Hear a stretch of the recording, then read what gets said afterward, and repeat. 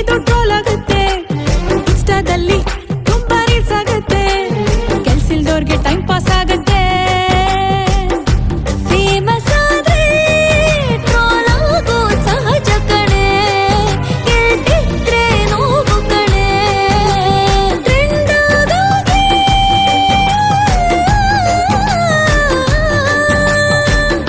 Likes ಬರ್ಲಿ, ಇನ್ನು ಜಾಸ್ತಿ ಶೇರ್ ಆಗ್ಲಿ, ಇದು ಅವನಿಗೂ ರೀಚ್ ಆಗ್ಲಿ. ಅವನೊಬ್ಬ ಏನ್ ಹಾರ್ ಹೀರೋನ, ಯಾಕೆ ಅವ್ನ್ ಕರಿಮಣಿ ಮಾಲೀಕನ. ಅಲ್ಲ